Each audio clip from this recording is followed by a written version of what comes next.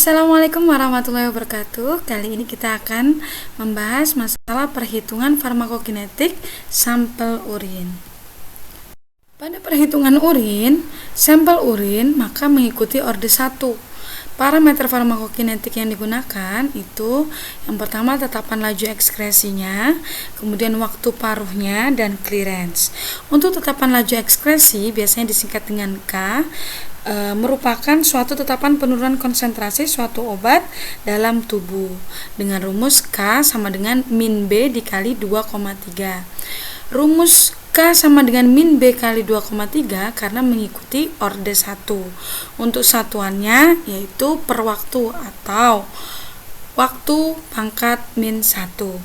Untuk waktu paruh atau disingkat dengan T setengah, ini merupakan waktu di mana obat berkurang setengah dari konsentrasi awal dengan rumus 0,693 per K.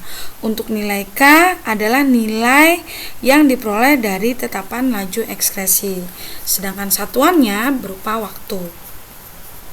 Clearance atau disingkat dengan CL itu merupakan jumlah obat yang diekskresikan tanpa melihat proses dan mekanismenya dengan rumus CL sama dengan K per CP0. CP0 di sini adalah anti-log A. Atau bisa juga menggunakan rumus yang lain yaitu CL sama dengan K dikali FD atau volume distribusi. Namun pada perhitungan urin kali ini kita akan menggunakan rumus yang pertama yaitu CL sama dengan K per CP0. CP0 yaitu adalah anti-log A. Untuk mencari nilai anti-log A, maka berikut adalah video tutorial menggunakan kalkulator saintifiknya. Untuk mencari nilai anti-log, maka tekan shift, kemudian tekan 787 setelah itu sebagai baru contoh. klik Kemudian nilai tekan sama dengan data yang diperoleh adalah nilai dari anti-log 0,9787. tekan sama dengan data yang diperoleh adalah nilai dari anti-log 0,9787. Baik, berikut contoh data percobaan yang diperoleh. Data yang akan muncul yaitu akan ada dua tabel. Tabel yang pertama adalah data kurva baku, sedangkan data yang kedua adalah data sampel atau data absorbansi sampel urin tiap waktunya. Pertama yang kita lakukan adalah mencari nilai regresi persamaan linier dari kurva baku. Setelah dicari, diperoleh nilai A sama dengan 0,0106, B sama dengan 0,0043, R-nya sama dengan 0,9951. Persamaan inilah yang akan digunakan untuk mencari nilai X dari tiap sampel di absorbansi sampel urin tiap waktunya.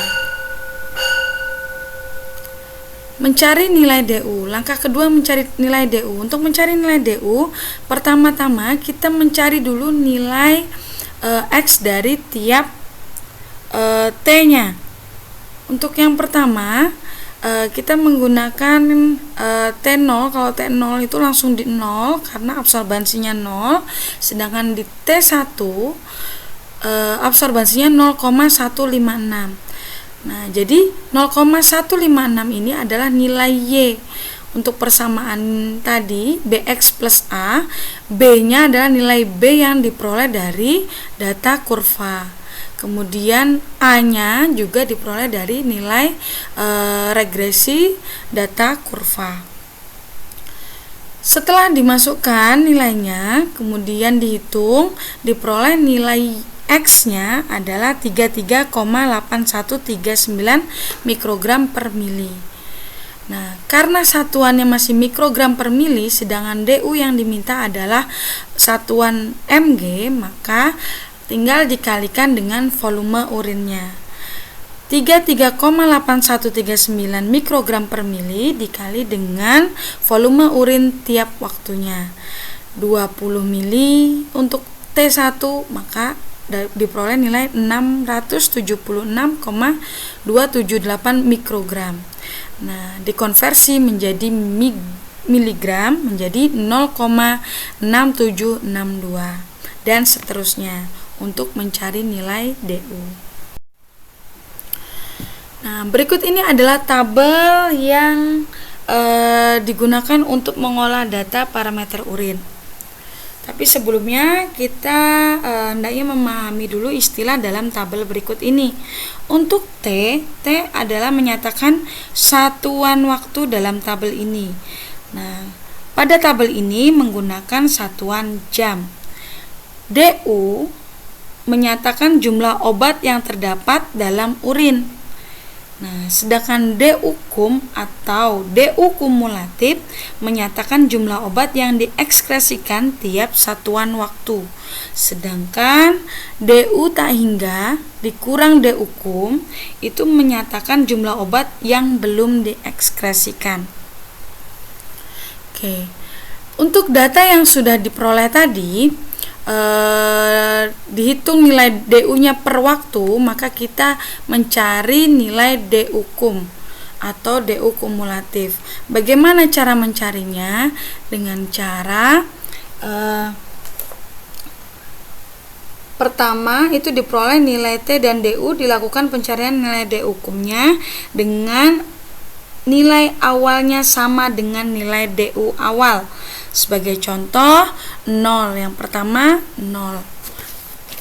Untuk nilai DU kum di T1 dengan cara dari nilai DU kum yang pertama tadi ditambah dengan nilai DU selanjutnya sama dengan nilai DU kum dari T1 dan seterusnya. Jadi tinggal ditambah saja nilainya.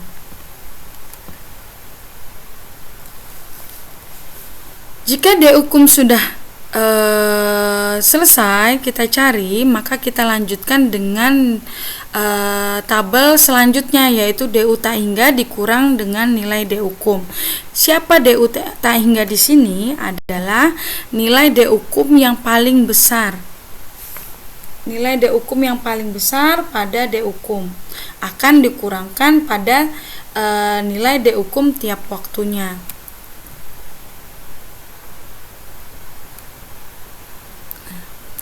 Jadi untuk yang pertama di T0 berarti nilai DU tak hingganya adalah 7,2906 dikurang dengan DU kum T0 yaitu 0 itu sama dengan 7,2906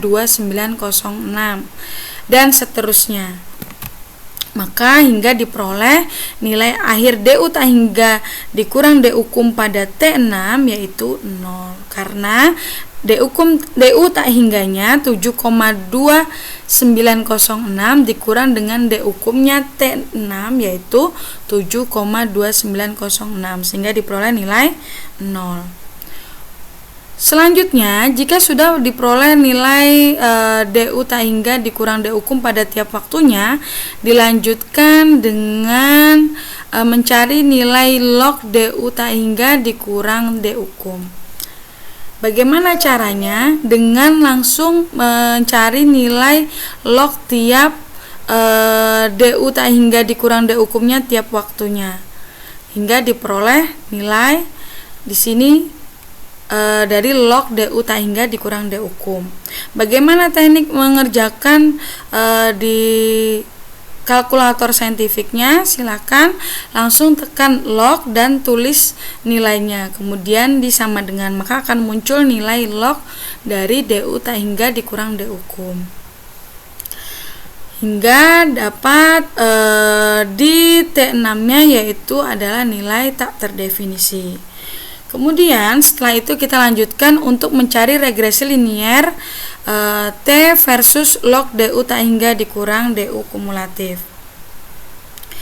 sehingga diperoleh nilai A sebesar 0,9787, B sama dengan